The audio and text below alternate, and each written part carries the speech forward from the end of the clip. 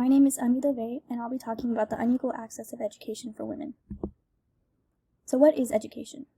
Education is defined as the wise, hopeful, and respectful cultivation of learning undertaken in the belief that all should have the chance to share in life.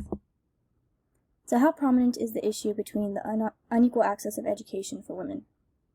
In each level of education, females possess the highest rates of individuals that are out of school. Why is this a common theme? 2/3 of the illiterate population are women and girls, and according to UNICEF, there are 132 million girls that are out of school today. However, this number does not reflect the unknown data of thousands of girls who are in refugee camps or areas in the world where conflict is prominent. The population at risk includes girls and women around the world in areas where high amounts of poverty are prominent and less access to effective resources are there. How has this social issue formed over time? Poverty, the cost of uniforms and school supplies can be expensive. In terms of child marriage and poverty, child brides, which is still a practice found in many nations today, are usually forced to drop out of school when they marry. Violence. Many times schools can foster a violent environment through teachers and peers. If a girl is in danger, parents may choose to take their daughters out of school. Distance to school. Violence or harassment can be prominent with the lack of physical accessibility. Gender norms. Girls are expected to take care of the family or home rather than their education. And lack of private latrines. The inaccessibility of proper care and facilities for girls when they get their periods. What are the macro level issues associated with this issue? In Alabama, the underlying presence of racism from years ago continues as individuals of color are found in areas together as a result of redlining. The racism ingrained in this state has caused for Black communities to reside together with low levels of poverty tax from a lowered value in property. Because schools are funded from these taxes, the education system suffers as well. Classism can be seen within my burning issue as schools increasingly become privatized. However, families that have an adequate amount of income will be the only ones that can send their children to properly funded institutions. Meanwhile, the cycle of poverty causes families that struggle with income to send their children to public schools that are not properly funded to nurture the minds of growing children. In many areas around the world that also face poverty, sexism comes into play as the education of boys is put at a higher priority than it is for girls. Women are expected to stay at home and tend to the family while men are pushed to become educated and obtain higher jobs to feed their family. In doing so, women are placed at a disadvantage in their independence with education and skill. How does this issue impact the community? The unequal access of education for women creates many issues that follow its path.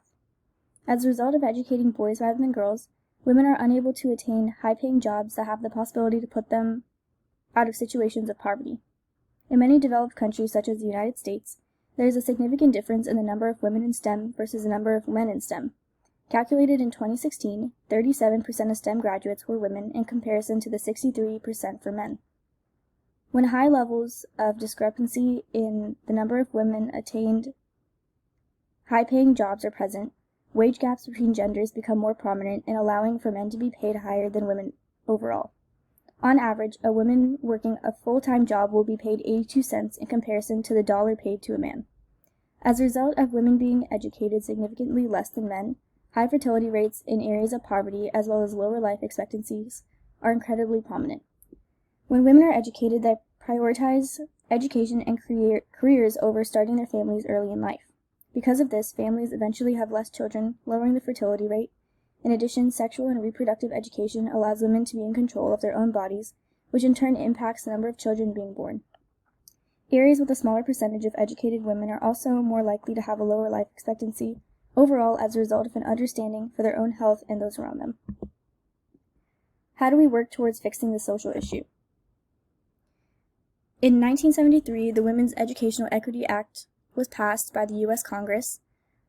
This legislation acknowledges that teaching practices are inequitable for several reasons, including the prominence of sexual harassment in learning environments, educational materials do not reflect the achievements and experiences of women, girls are not encouraged as much to take STEM courses, and teenagers that are pregnant or parenting are at risk of dropping out of school. What are the initial recommendations and actions needed to fix this issue? working to fix issues of racism, classism, and sexism. First, creating less of a divide between opportunities available and instead have strongly enforced educational resources for every educational institution. Create schools that are closer to home for girls to feel safer when going to school. Employ women teachers. Ensure that there is relevant curriculum that acknowledges the girls' culture, religion, and language. Provide accessible resources and classes for women that wish to pursue higher education with flexibility based on family and other jobs. Provide stipends for girls in impoverished areas to continue their education. Show girls in schools examples of women who have succeeded through education to create relatable role models, and provide better access for menstrual health management at schools. Some organizations that are prominent locally, statewide, nationwide, and globally. A local organization, especially through the Birmingham City Council, was the Strong Her campaign. This Birmingham-wide campaign worked to advocate for women in showing that the city is smart, bright, fierce, brave, and bold as a result of the women here. Women within the campaign were highlighted as having an impact on the city through the differences that they make in helping others and making change. Another local organization housed within UAB is the Alabama Network for Women Leaders in Higher Education. This organization at UAB helps programs to identify, develop, encourage, advance, link, and support women in their higher education careers within the state. A state organization in helping with unequal access of education for women is the Alabama's Women Commission. This commission works to make recommendations, education, and promote action on issues that impact women through their economic development, education, employment, health, legal rights, political participations, quality of life, and quality of family life.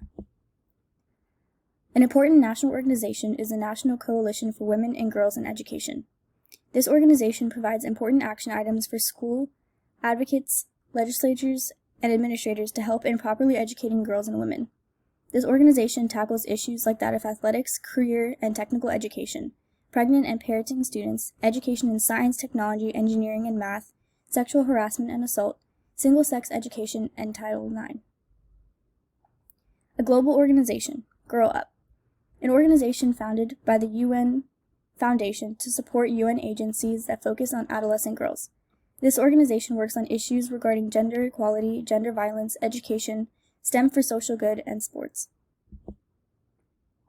A success story. Girls Inc. is an organization located in central Alabama that works to teach growing girls to be healthy, educated, and independent throughout their life.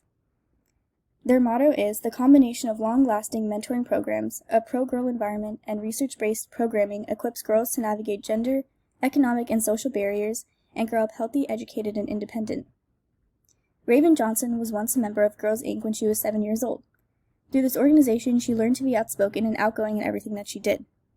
During high school, she was voted to be the senior class president and SGA president, and later went to Auburn University, where she was put into higher leadership roles from her work in challenging, advocating for, and inspiring young minds.